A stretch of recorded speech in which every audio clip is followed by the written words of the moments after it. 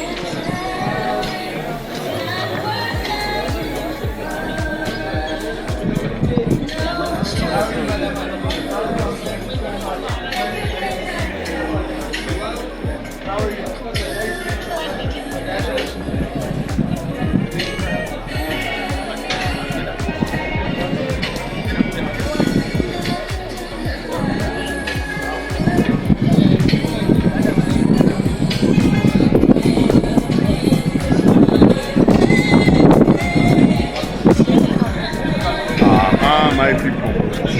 Good.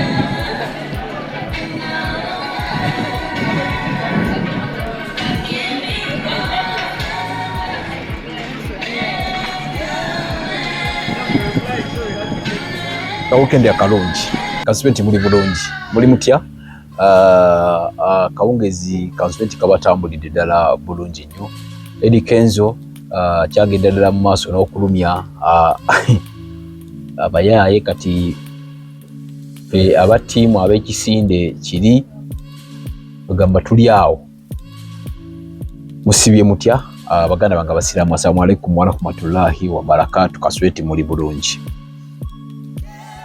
ekituufu kiri nti kati yessaawa ey'abakyalo baabawala okubeera nga naddala aba celebrities abasinga osobola okubeerayo ng'olina omwami ne muzaala ng'olina omwana n'ofuna owookubiri omwana n'akula naye ng'ensi tekimanyi. Ate waliwo ebintu ebimu bye mulina okumanya, naye ono omusajja Eddy Kenzo oba muganda wange ono amanyi kye bayita PR, kugamba ekikolagana n'okwekuumira mu mawulire yakitegedde ate akimanyi.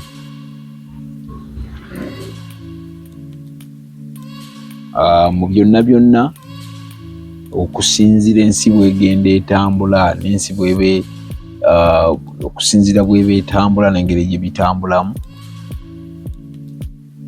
ndowooza kye nnyinza okubagamba nti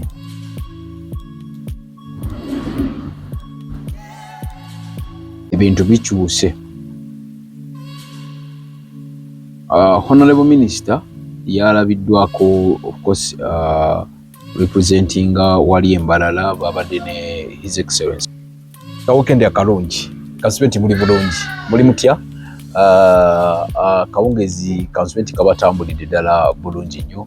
Eddy Kenzo kyagenda ddala mu maaso n'okulumya abayaaye kati aba ttiimu ab'ekisinde kiri bagamba tuli awo.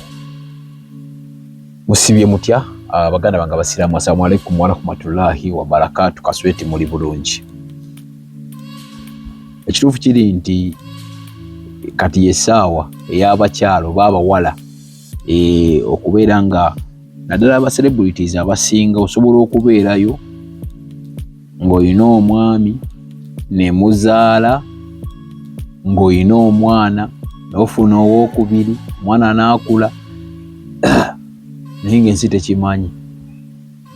Ate waliwo ebintu ebimu bye mulina okumanya, naye ono omusajja Eddy Kenzo oba muganda wange ono amanyi kye bayita PR, kugamba ekikolagana n'okwekuumira mu mawulire yakitegedde ate akimanyi. Tukwaniriza ku Mugisha Nandi Tours and Travel. Oyagala kusoma, kulambulako oba kutambula na mwagalwawo, tukukolera ku students visa mu nsinga Canada, America, German, Netherlands n'endala nyingi. Ate gwe visa yalema, Mugisha Nandi Tours and Travel ky'ekyokuddamu kyo. Tulina obumanyirivu mu by'okukola ku visa n'osobola okutambula. Tukuwa n'amagezi gawandyagadde okukolera e Bulaaya. Mugisha Nandi Tours and Travel ekuyamba okkulungamya okufuna obutuuze, tulambuza saako n'okufunira ebifo eby'omulembe aw'okusula n'okukyakalira mu Uganda. Tusange ku Kalungu Building okuliraana City Square, Kampala Road, Level 4, Room 1. Okumanya ebisingawo tukubireko. Gwe omuzadde eyeetaze essomero erigenda okubangulira omwana wo nga muyiiya mukozi ate ayite ne first grade, katukwanjulire Shehan Standard Day and Boarding Primary School abagenda okuteeka ebyensoma by'omwana wo ku mutendera ogusingira ddala. Empisa, eddiini, ebyemizannyo n'obuyiiya bwonna tubikulembereza ddala, ng'ate ebyokulya n'ebyensula bya mulembe ddala. Tulina n'entambula eri abayizi abaviira ewala. Gwe ate omuzadde eyandiyagadde omwana wo okuyita ne first grade, totunula obulala wonna. Okwewandiisa kugendera ddala mu maaso okuva ku nursery paka ku kibiina eky'omusanvu. Day ne boarding ng'ate n'ebisale birungi ate bisobokera ddala. Jjukira nti requirements zonna omwana wo azisanga ku ssomero. Tusangibwa Lubaga mu Bulwa Zone okuliraana 24/7 Motel. Gwe ayagala okumanya ebisingawo tukubire ku nooti 773 73 359 ne nooti 757 nooti 6 26 96. Shehan Standard Primary School. We invest in education.